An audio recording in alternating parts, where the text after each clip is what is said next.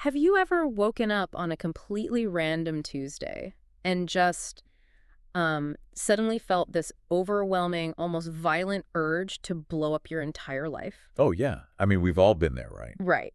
I'm talking about that really intense magnetic pull to just quit your perfectly good job.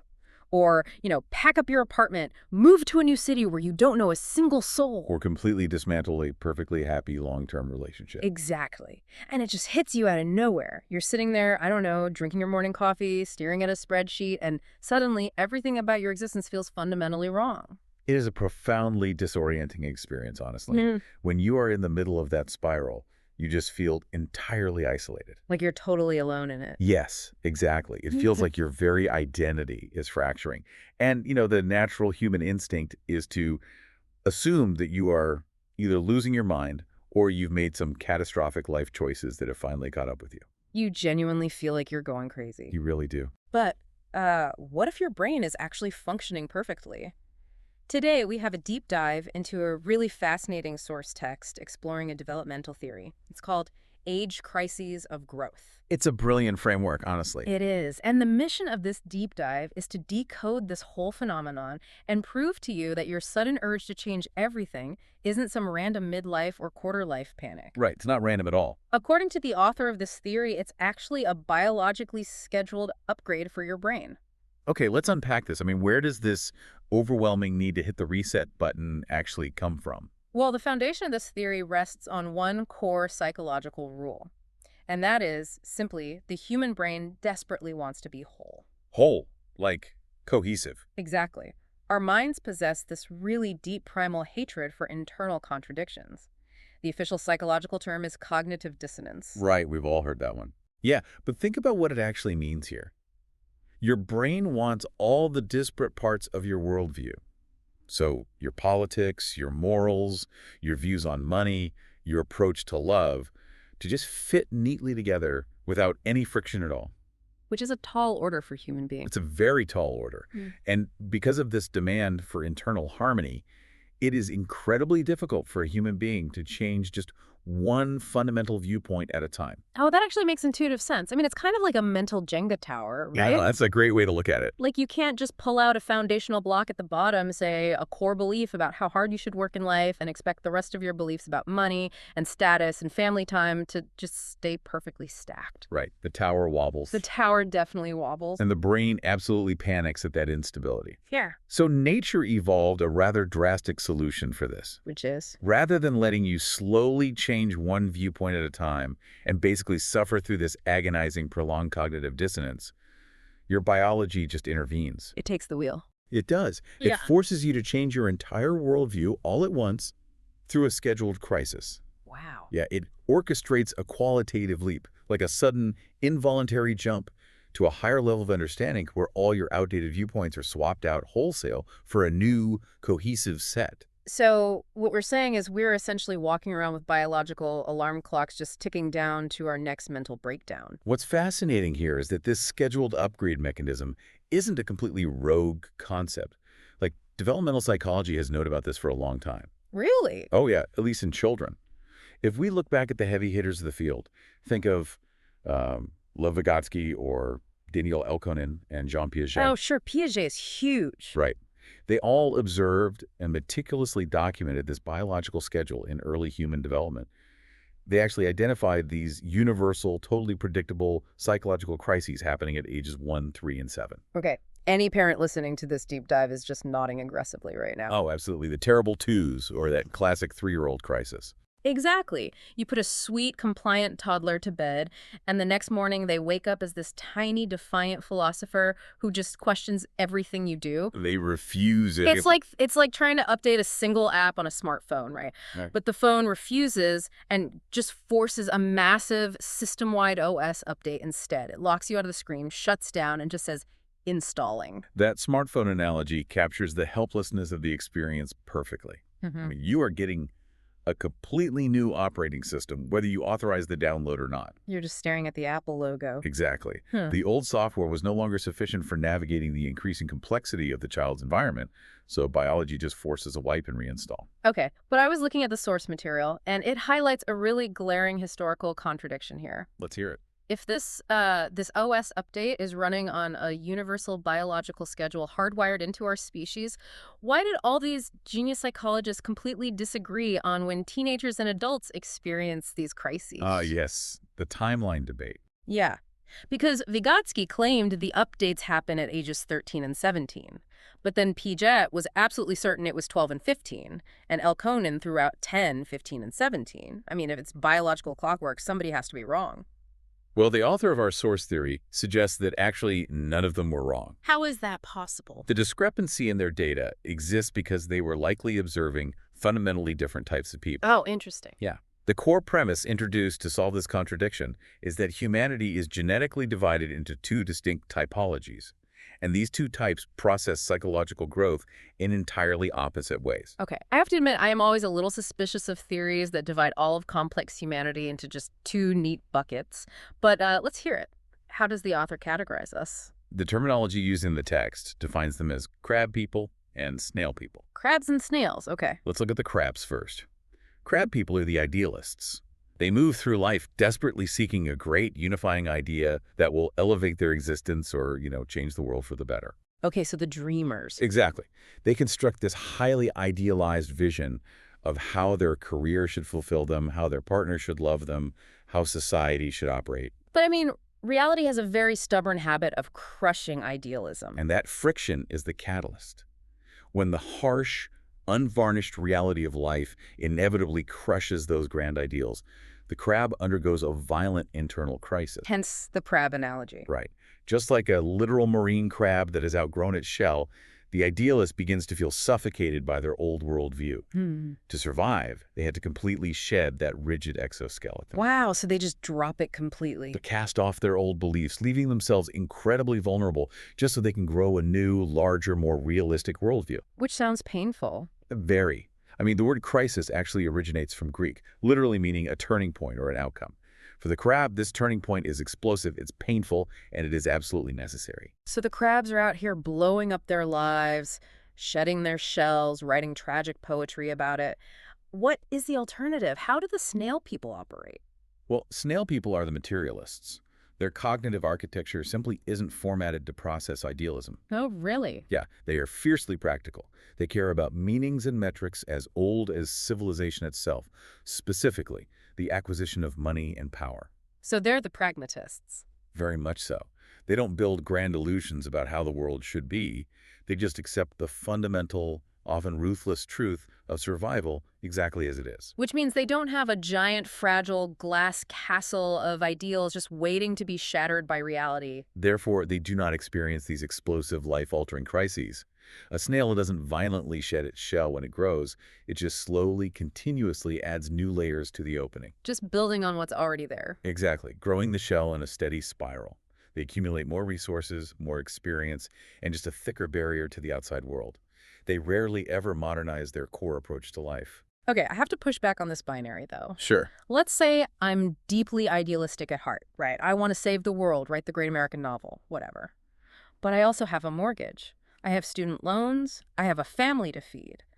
Life circumstances might force me to act incredibly practical, like a snail, just to survive. Right, out of necessity. Yeah, so does my biological timer just switch off because I'm busy paying bills? No, and the source material actually accounts for that exact nuance. Oh, it does? Yes. There are no pure 100% snail or crab types in the wild. Human psychology operates on a matrix, and you can distribute these traits across different domains of your life. Give me an example of how that works. Sure. So someone can be a snail in their profession, meaning they work the exact same practical, highly calculated accounting job for 50 years without ever questioning their life's purpose. But simultaneously, they can be a crab in their personal life. They might constantly seek the ultimate, ideal romantic partner, get utterly disillusioned when the partner proves to be human, violently shed their romantic worldview, and end up going through, 10 marriages. Ah, so it's domain specific. You can be calcifying your shell at the office from 9 to 5 and then shedding your exoskeleton at home on the weekends. Exactly.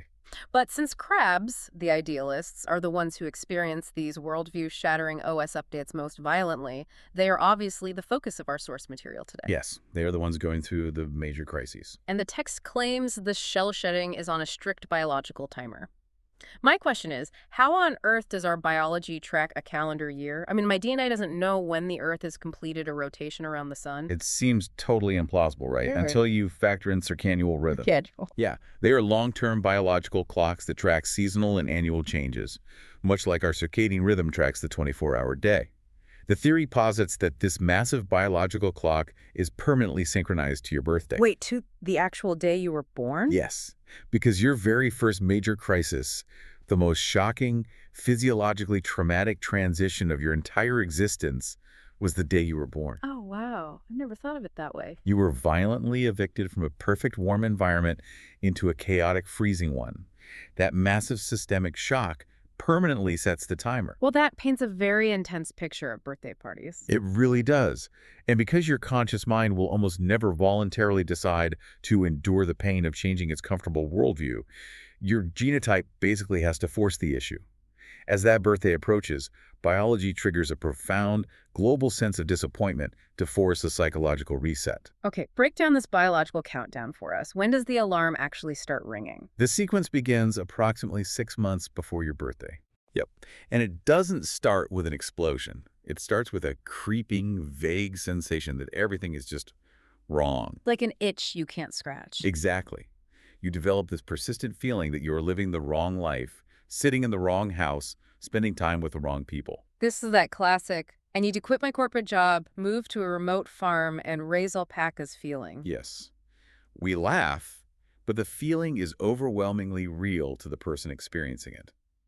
Because the brain demands a logical explanation for this terrible internal state, it desperately looks for an external target to blame. So you project it onto something else. Right. You might decide your current career is the root of all your misery, or your primary hobby, or your spouse. You become obsessed with finding something new to alleviate the feeling. But I'm guessing that doesn't work. No, the biological trap is that when you try new things during this 6-month window, the novelty wears off in about a week. You are quite literally programmed to be disappointed by every single thing you try. Because the biological goal is to systematically erode and destroy the unstable foundations of your old worldview. Exactly. It wants to tear it all down. Think about the implications of that. You could be sitting on the balcony of a 5-star luxury resort, perfect weather, completely debt-free, absolutely perfect life on paper. Paradise, basically. Right. But because you are 6 months out from a birthday, your internal alarm clock makes you feel utterly miserable and intensely irritated by the sound of the ocean. Your internal chemistry is entirely dictating your external reality. And the physical environment cannot override the internal update. Yeah. It just can't. This exhausting cycle of searching, hoping, and being bitterly disappointed continues until you hit the critical phase. Which is when? About 20 days before your birthday. Okay, let me guess. This is when the pressure cooker finally explodes and you send the angry resignation email or pack your bags in the middle of the night. Actually, the exact opposite occurs. Wait, really? Yes. The continuous cycle of manufactured disappointment finally wears the system down completely. You stop being charmed or angered by new things. You enter a very calm, deeply tired, almost detached state. So the fight is just over. The fight is over. This is when your psychological processor is quietly running in the background, deleting all the old views that couldn't survive the months of stress testing.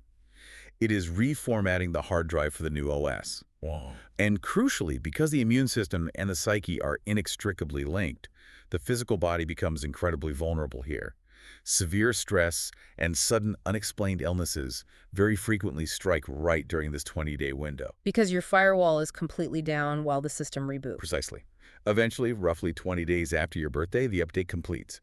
Your psyche boots back up, ready to accept a new worldview. And what does that new worldview look like? Well, this new perspective is much closer to reality, finally free of the old pretensions and delusions that were suffocating you. You accept this upgraded, slightly more cynical reality as a given. Okay, so the system is wiped clean and the new update is installed. But nature abhors a vacuum. If my old beliefs are gone, what determines the shape of the new beliefs that rush in to replace them? That is a great question. I mean, are we always just moving forward in a straight line, getting wiser, calmer, and more enlightened with every birthday? Because looking at human history, that is definitely not the case. No, it is absolutely not a straight line. The author provides a fascinating visual graph to map this progression. It is a sine wave. Imagine a pendulum swinging continuously back and forth across a central axis over the course of your entire life. Here's where it gets really interesting. How do these swings dictate what our new worldview looks like? Okay, so picture a horizontal line running across a page. The wave dips above and below this central axis. When the wave swings into the plus phase, so the area above the axis, you enter a period of your life dedicated to seeking meaning. Seeking meaning, okay. You become an observer. You are taking in the world, trying to figure out what is fundamentally wrong with it, gathering ideas and building a philosophy. You are, metaphorically, inhaling. And when the wave dips below the line? When the wave drops into the minus phase, your focus violently shifts outward. You stop gathering ideas and you start executing. This is the phase of going out into the world to implement the meanings you've constructed. You are exhaling. Which means the type of crisis we experience depends entirely on which direction that pendulum is swinging when the biological birthday clock strikes 0. Yes, they produce two drastically different types of crises. The first is the transition from the plus phase down into the minus phase. This transition is subtle, but it is incredibly dangerous. Why dangerous? Because you are transitioning from a phase of seeking meaning into a phase where biology demands you act on it. Oh, I see. But what if you spent the entire plus phase failing to find any meaning at all? The person realizes they have no grand philosophy to implement, which often tricks their brain into believing that life itself inherently lacks meaning. And the floor just falls out. The psychological floor drops right out from under them. This transition frequently triggers profound, devastating depression. The source material actually points to a tragic pattern among idealist poets who could not survive this specific downward swing of the pendulum. Really? Like who? People like Sergei Yesenin, who died at age 30, Vladimir Mayakovsky at 37, the actor and bard Vladimir Vysotsky at 2. That makes a chilling amount of sense, honestly. If your entire identity, your livelihood, your art is based on distilling the meaning of the world, and your biological clock suddenly forces you into an implementation phase when your hands are empty, it just breaks the system. It completely shatters it. So what happens on the return trip? The swing from the minus phase back up to the plus phase. The author refers to this upward swing as the agony of activity. That sounds exhausting, just saying it out loud. It is the manifestation of the Messiah complex. The person going through this upward transition becomes aggressively, undeniably certain that they and they alone have figured out the absolute truth of existence. They look around at their friends, their family, their coworkers, and they feel this overwhelming, patronizing pity for all the blind people who are just stumbling through life. To bring back our smartphone analogy, this is like your phone getting a new update, deciding it is the ultimate software, and then aggressively trying to force all your friends' phones to download the exact same update via Bluetooth, whether they want it or not. That is exactly what it's like. We all know someone who has gone through this. They read one dense philosophy book, or they go on a single weekend meditation retreat, and suddenly they are cornering you at a dinner party to loudly explain how everything you were doing is completely wrong. Yes. They become fiercely eloquent and incredibly annoying. People literally start declining their calls just to escape the relentless lecturing. Are there any historical examples of this one? A classic historical example cited by the author is the Jesus crisis, occurring around age 33, where the strength of internal belief is so absolute the person is genuinely ready to suffer or die for it. Wow, so it goes that deep. It can. Yeah. Alternatively, it can manifest as a highly principled yet entirely aimless rebellion against everything, just to prove they are intellectually superior. The source compares it to the protagonist in the classic film Flights in Dreams and Reality, a character who just lashes out at society demanding, "Look at yourselves. Are you really any better than me?" The dinner party philosophers and the aimless rebels, it's universally relatable.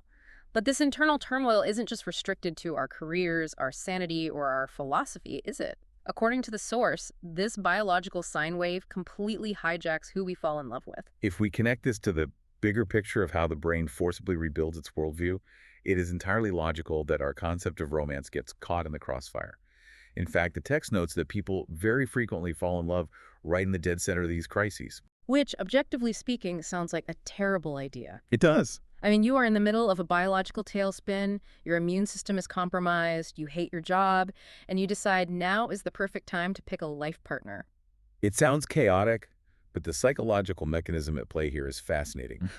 Before the crisis hits, an idealist walks through life carrying a metaphorical measuring stick Okay, a measuring stick for what? for potential partners. They construct this stick by cobbling together the best, most appealing traits of all their past partners and crushes.